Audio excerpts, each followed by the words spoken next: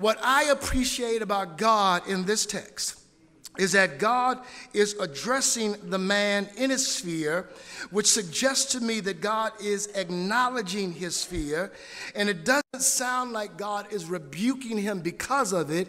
He is acknowledging it and saying, now listen to what it is I want you to do.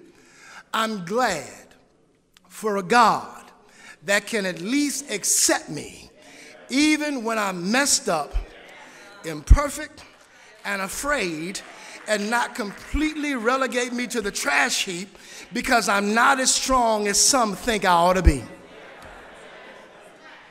I am completely frustrated with Christian people who act like they have an S on their chest and they don't ever have any panic moments, any moments of anxiety, any moments of despair. This dude is afraid and God is addressing him in his sphere. He's not rebuking him. He is about to correct it. And every now and then, I need you to be clear that it is completely acceptable by God to acknowledge you don't know what to do, that you don't know how to resolve it, you cannot see your way out, and in the process of being afraid, then turn not to your own wisdom, but still turn to him. If there was no provision for people who are unsure, uncertain, and time after time afraid, then what would we need God for? I need him because I am prone to wander. I need him because I am prone to be fearful. When I look at the surrounding of Jerusalem, when I look at the surrounding of Judah, this King Ahaz has looked at the circumstance and said, you know what? If you don't do something for me, if you don't fix this, I don't know how to get out of this. Now, in his decision making, God is saying, listen, never make a decision based upon fear. You don't decide your next move because you're scared. You don't decide where you'll go, what you'll do, what you'll say, predicated on being fearful. Why?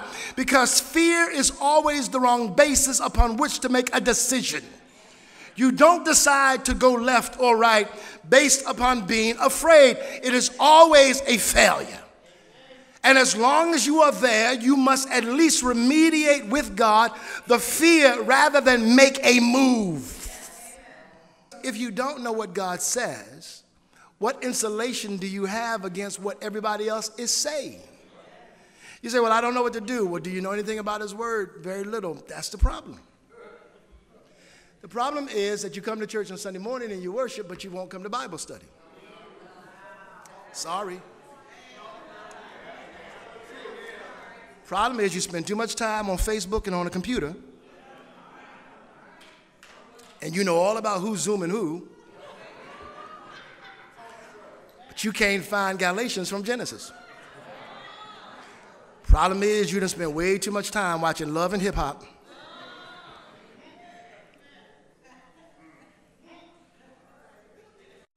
You know who got the donkey of the day, but you haven't got a clue about what God has said in terms of how you ought to respond to this situation. It's possible, though, to have a spiritual piety and really still be a coward. There are some people who don't sin. It's not because they're strong spiritually, they're just scared. That's why you can't applaud people all the time for not sleeping around, because some people don't sleep around, not because they're Christian, they're just cowards. Come on, am I making that? There is a kind of religious appearance, but piety is the appearance of religion. Faith is the substance of religion. And unless you have faith, you can look religious, sound religious, appear religious, and still be in possession of no trust in God whatsoever. His refusal to ask for a sign after God said ask is not indicative of spiritual strength. It is indicative of spiritual weakness. And we applaud the veneer of what it means to be spiritual. That's why you can have Bible study, prayer meeting, baptism, and still around noon grab your hood and your rope and lynch black folks. Because you can have the veneer of Christianity and not authentic faith in God. That's why when I'm arguing in the barbershop, which has become my brand new pulpit, and people are trying to say to me, well, Christianity was what made docile the African American, and they were docilized through Christianity. I'm saying to them, that's not Christianity. Jesus would not have endorsed that madness. That was a form of Christianity, but it wasn't biblical Christianity. And you know what? I got 5 more minutes. Can I take a minute?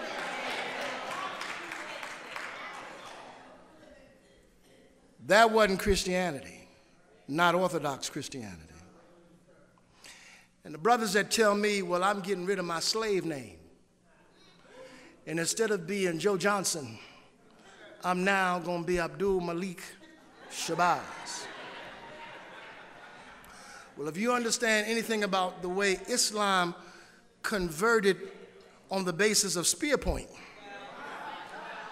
you're not leaving a slave name in order to do anything but take on another slave name.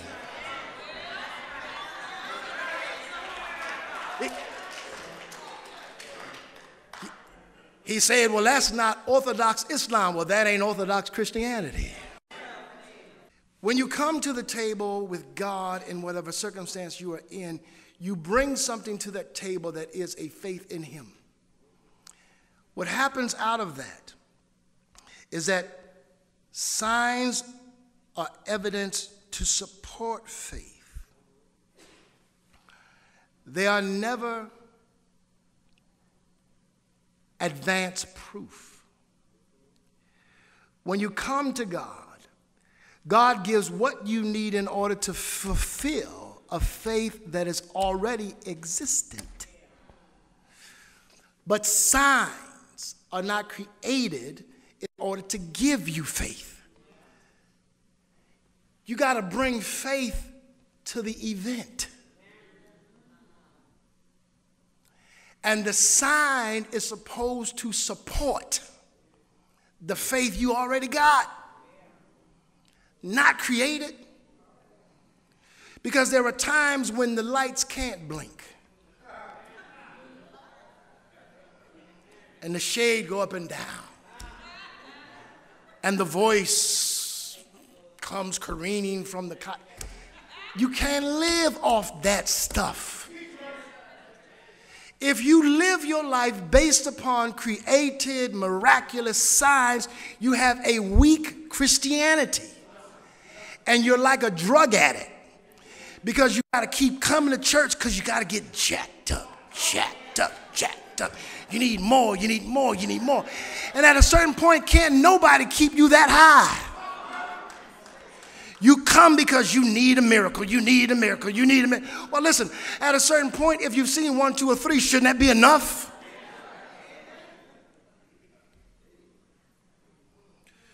Your decision has to be grounded in the knowing that he will fulfill his word. He will keep his promise to you according to his purpose for your life. And my faith is grounded and rooted in that reality, not stuff that goes blink and boo in the night. And I'm making my decision not predicated on fear. I'm not making it predicated on anything other than an authentic faith in him. Because I'm clear that this is a God that will fulfill his word. Even if it's 700 years later.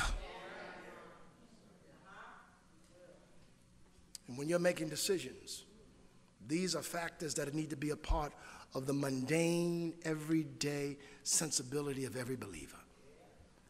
My hope is built on nothing less